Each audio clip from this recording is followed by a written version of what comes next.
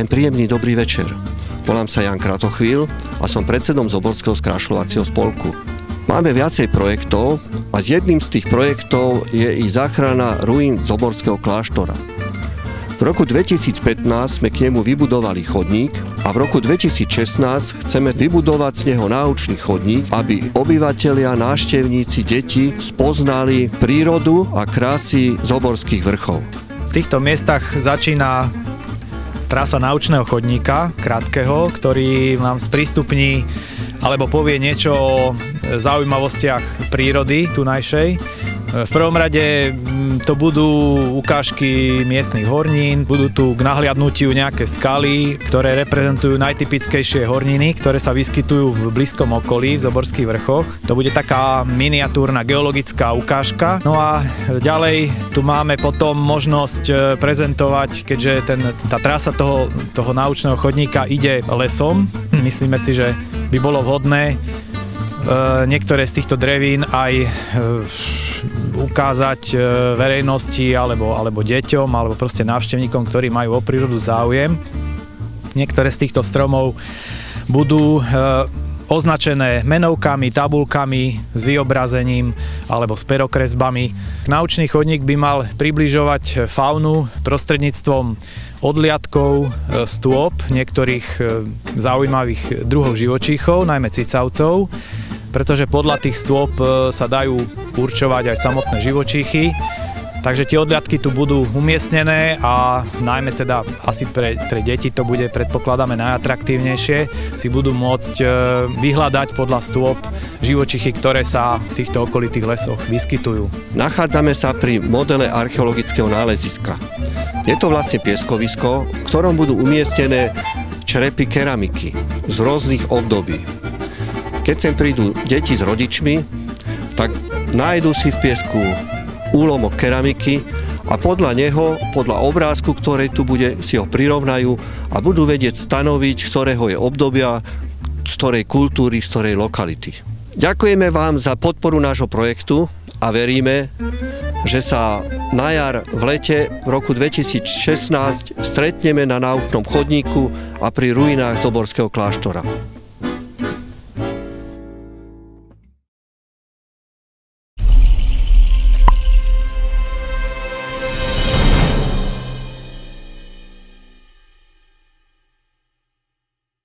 Volám sa Jurko a som Nitránčan.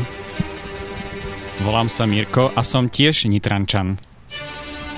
Volám sa Riško a už pár rokov som tiež Nitrančan.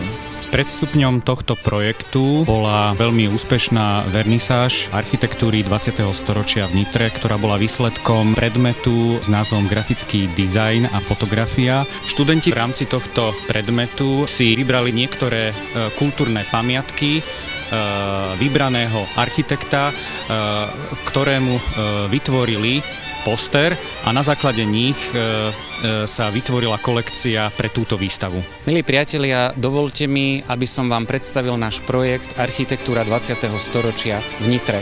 Momentálne stojíme pred budovou Slovenskej poľnohospodárskej univerzity v Nitre a po Nitrianskom hrade je to snáď najznámejšia architektonická dominanta nášho mesta.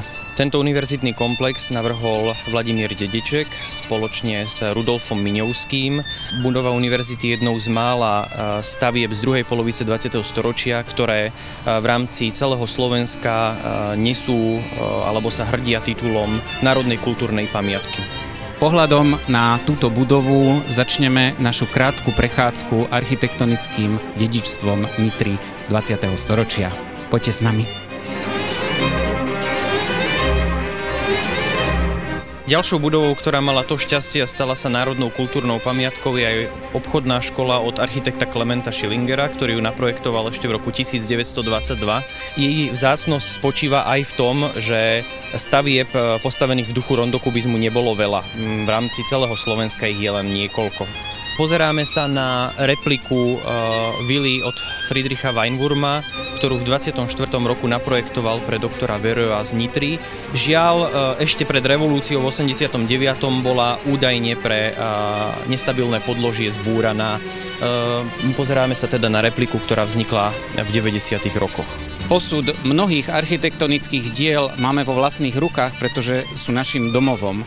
Práve teraz sa pozeráme na prvý obytný súbor z architektonického projektu Františka Krupku z medzivojnového obdobia.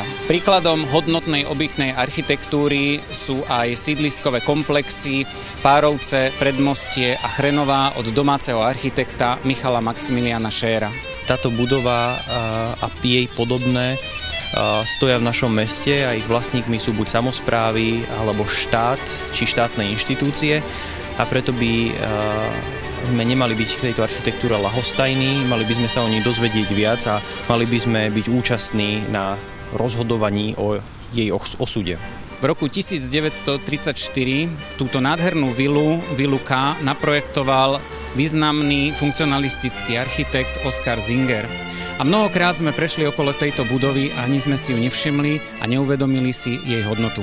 Publikácia bude určená širokej nitrianskej verejnosti, bude dostupná v knižniciach pre študentov, ale aj pre širokú nitriansku verejnosť, pre všetkých Nitrančanov, ktorí sa chcú dozvedieť o bohatstve a význame architektonického kultúrneho dedičstva a o artefaktoch kultúrneho dedičstva. Ak si aj ty Nitrančan, podporíš náš projekt.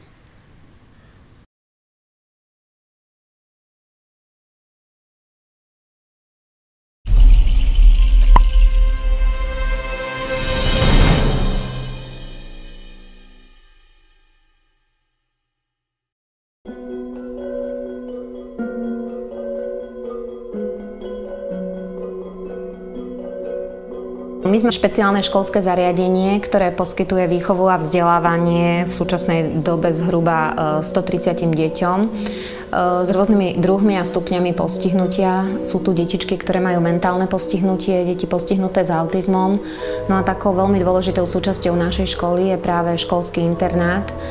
My máme v súčasnosti 10 izieb na školskom internáte a zhruba do tých 40 detičiek, ktoré počas týždňa a niektoré aj počas sobôt, nediel vlastne sú v našom zariadení. Sú to deti z domovov sociálnych služieb, z detských domovov, deti z rodín, zo vzdialenejšieho okolia od Nitry.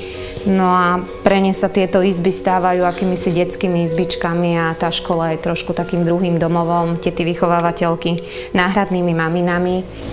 Toto je moja izbička, niekedy býva mamička. Kamarátov v škole mám, rád sa s nimi hram.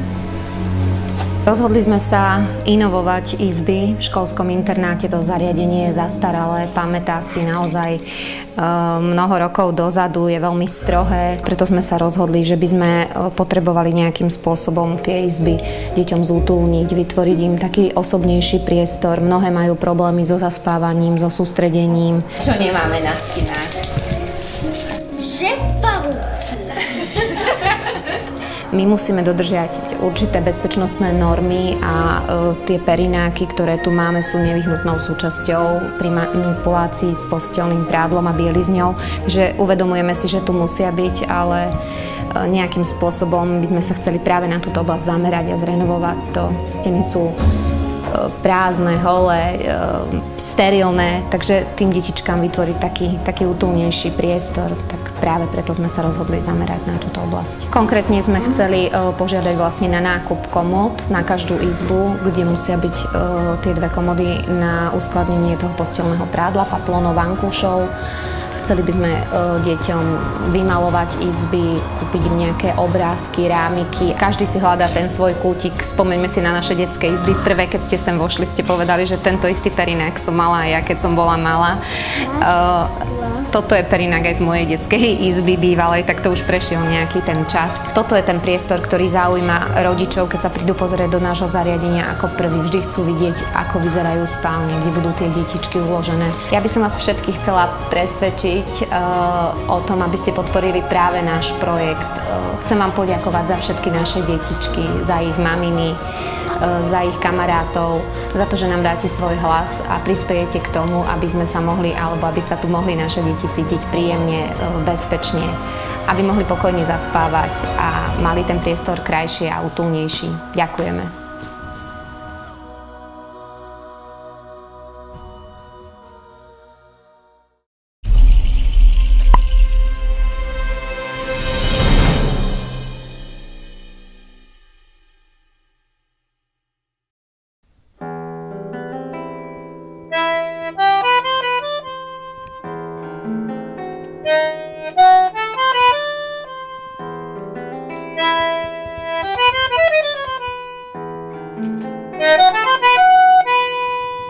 Ahojte, my sme neformálna skupina, ktorá sa snaží o zorganizovanie festivalu argentínskeho tanga, ktorý sa bude volať Fatango, bude to v máji 2016. Máme za sebou 0. ročník, ktorý bol v júni 2015 a bol v takých skromnejších pomeroch. Teraz by sme už radi boli, aby to bolo niečo väčšie pre viac ľudí a s viac príležitostiami, viacej akcií. Festival Fatango bude pozostávať, je to hudobno-tanečný festival, bude pozostávať z koncertov a workshopov. V rámci 2 dní, 18-19 máj 2016, budú 3 koncerty a 4 workshopy. 4 workshopy, respektíve prednášky.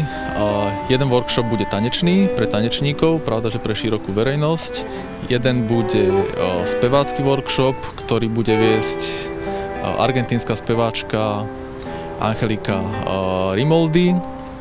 Jedna prednáška bude všeobecne o argentínskom tangu, spojené s workshopom, kde sa priamo so záujemcami a študentami nacvičí jedna skladba Astora Piazzolu, argentínskeho skladateľa, a bandoneonový workshop. Bandoneon je nástroj, ktorý je typický pre argentínske tango.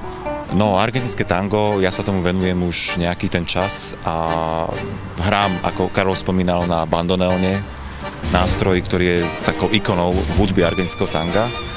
Samozrejme, tento nástroj ja chcem aj tu v Nitre nejak tak dať do povedomia a kde inde ako na prvom ročníku festivalu argentínskeho tanga Fatango. Festival je určený pre širokú verejnosť.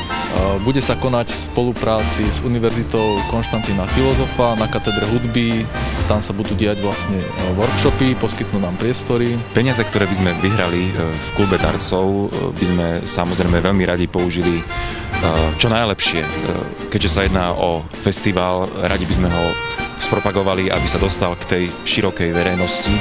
A samozrejme chceme priniesť kvalitu v podobe účinkujúcich a aktérov workshopov a naozaj, keď je to kvalita, sú treba na to financie.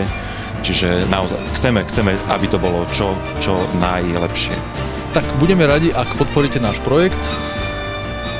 Vopred ďakujeme za vaše hlasy.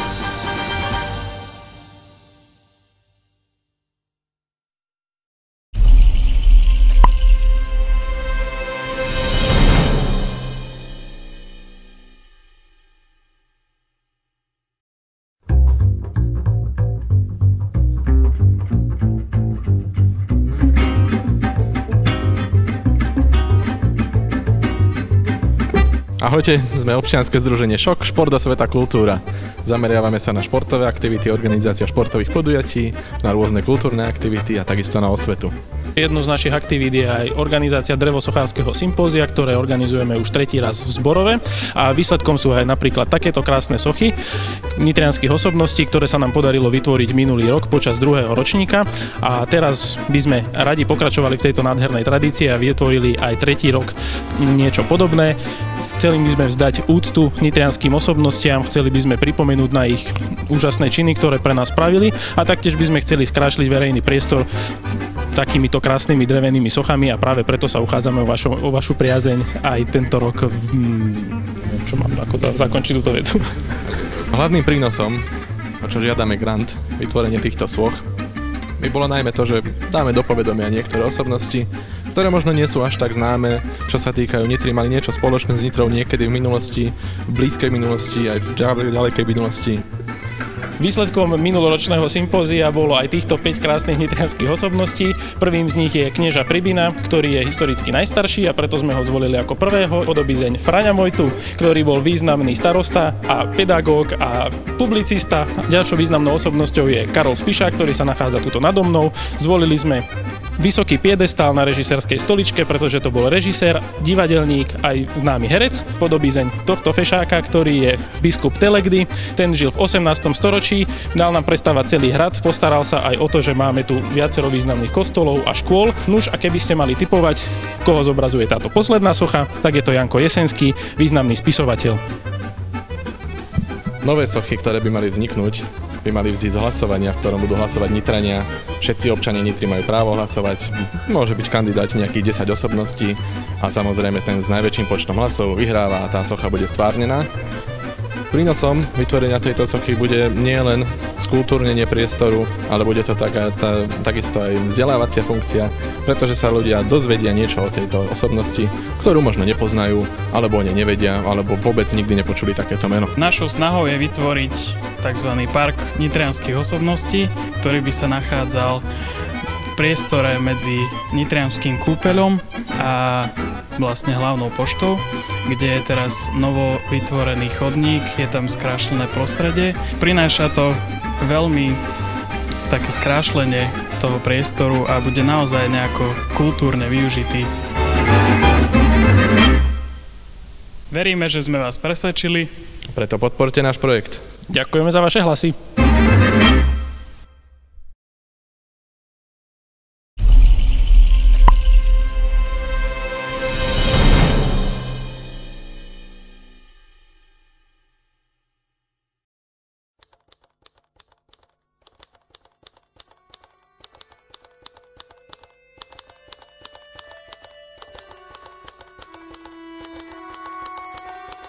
Spoločnosť Ladislava Novomestského je občianske združenie, ktoré sa zaoberá šírením hodnôt, ktoré propagoval Ladislav Novomestský, to znamená vzdelanosť a kultúra.